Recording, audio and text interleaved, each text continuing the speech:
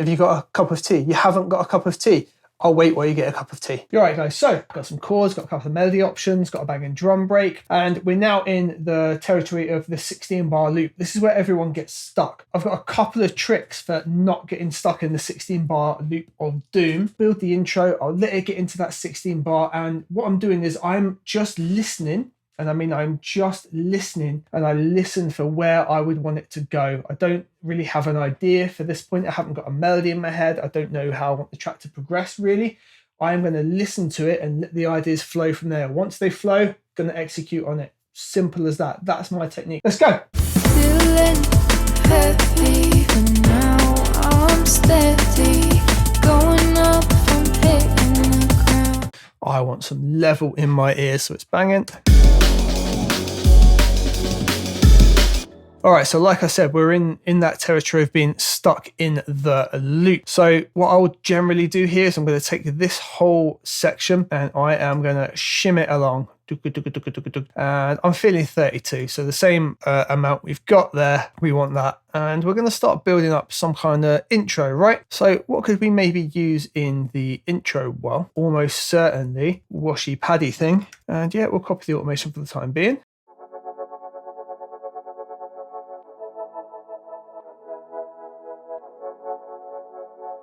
And it's a great noise to start out on, isn't it, really?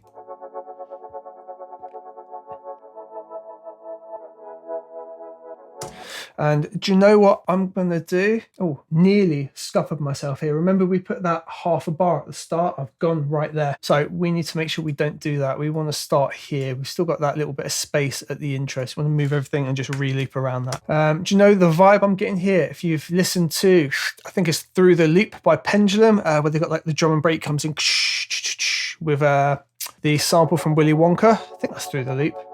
I'm feeling something similar to that, so maybe we'll chop the break up a little bit and have a mosey around with that over this section. So let's bring a chunk of you over. Yeah, let's figure out what we can do. I might even literally just use chunks that are already made like that. And then flex them out a bit. So like at the end of each, yeah, something like that. We're literally going to have to loop a small chunk here. I want it to be even quicker, even though we've already got like 3 hits in there. Let's have a look.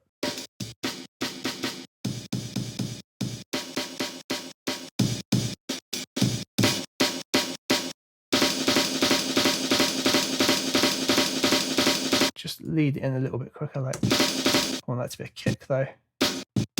Something with a bit of weight in it anyways, like you. Okay, so what we would have would be something like this. Okay, and we are now going to have to have a look at this guy, switch this on here, hit A for automation, and I think we've already got an EQ on there. We have indeed.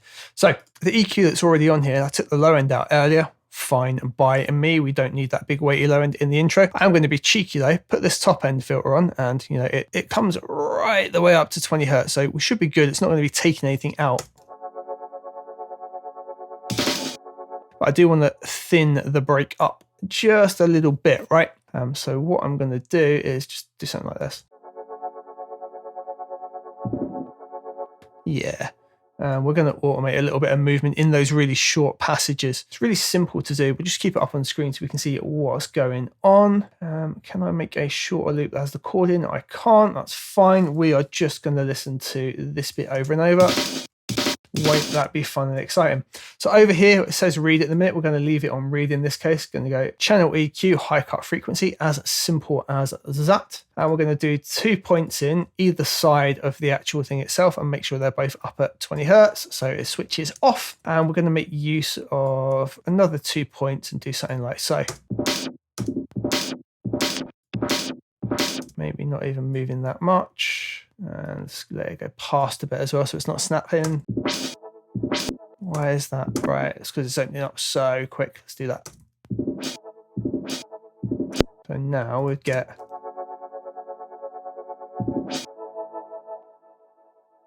Okay, it's opening up way too quick for us. I think I'm going to do something similar on each bit of the, every couple bars, we're going to do another section here. I think I can actually drag that over. Sure, let's copy the automation. Let's have another section of break, and we can add bits to it if we want to, which we're almost certainly going to want to do something in there.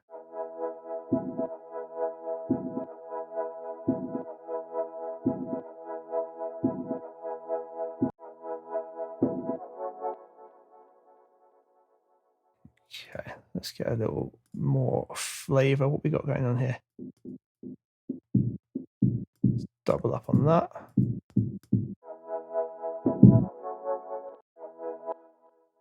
Again around here, and once we've got to 8 bars, I think we're going to try and put like a pulse in. Do you know what I'm hearing? I've got an idea.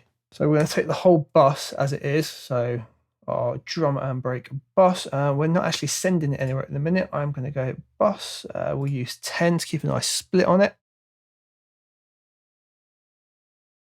Okay, so a super weird bug has just happened, and I figured I'd break it down for you guys. I've just had to rebuild all of what we did in that tutorial in this version of the track. Let me just show you. So we've got this version here, and we've got this version here. Now, I just watched back over the footage as I was recording, and for some reason, the arm and break we made here is now part of this verby chain here. Now, the problem with that is, because of the nature of the track, we can't trigger any of the sounds, so none of the armo break works. There's literally no sound coming out from it. Now, despite that, for about 10 minutes in the video, this will look like this, but it carries on working and then suddenly stop. I don't know why, and I just recreated the whole thing here, and that didn't happen. So I don't know how to recreate that or get it to happen again. But just watch out for it if you're copying this. And what we'll do, we'll just call this verby like that. And what we're going to put on it, we are going to use, I think Space Design is probably a good shout. Or I do really like Chroma Verb because we can do this concert hall, take you off, take the low end out. Make sure it's got loads of high end. We can do a set pre-delay so it's almost instant, huge on the size. And we can link the decay so it's like 1/4. Where are you? Something like that. We're going to add an automation lane by using the drop down arrow here, changing this to main and then send verby absolute. And what we'll do, it can start off at 0. We'll put a point just here as we're like coming up to sending it through. We'll just give it some reverb in the background.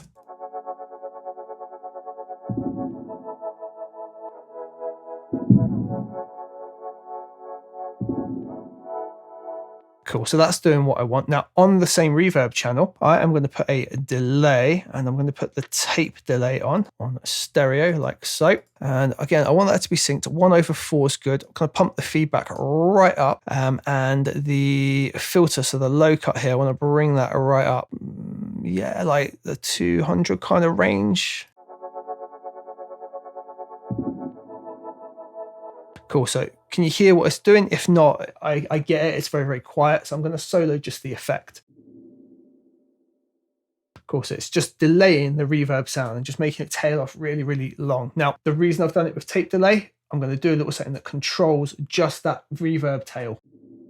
Cool, so we need another lane of automation, but this time we need the reverby lane to be the thing that we do. So we're going to right click down on reverby and do create track, and it sticks it right in below the arm end, which is perfect, right what we need. Now on here, I now need to go volume, change that over to the tape delay and grab the one that says feedback. And we are going to have to play around with the feedback. So 73 was sort of where it was. Now this can be buggy, and I've seen it where it always says the same percent even though you changed it, which is really annoying. We'll see what happens. And what we want to do is after it's triggered, we're going to push it up beyond 100, and then we're going to tell it to come back down. And hopefully it will keep the tail going throughout the track and add to the pad.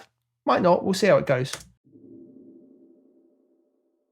Yeah, so we can push it beyond 100 for a bit longer, like so. This, by the way, be careful with it. If you do it over 100 and you hold it for too long, you get feedback instantly, and it goes to like from minus 50 dB to like plus 2 million instantaneous. It's horrendous. Be really careful with it, but you can get some sick effects. Cool. That's now carrying on right the way through to the next bit. Now I've kept it low just in case I destroy myself, but I can now turn the wet up and we'll stick it right up to like 100. Now we need to kind of create the same effect on each section, but we don't want it to be identical each time, know what I mean? We can have that, so that pumps up, and it went to like 140 and then comes down quite quickly. Oh, there you go, you heard it starting to play the feedback gain there because I left it on a point that was past that 100. It happens so quickly. If you don't catch it or don't know how to catch it, oh, it can just be horrible. So bring you down and do the same here, but I want to keep this one a bit louder. So we're going to like keep that right in 99 for ages, and then bring it right out here, bring it right down again. And I don't know where we're going to go from here yet. So let's have a listening context with our padding and see if we like what's going on, right?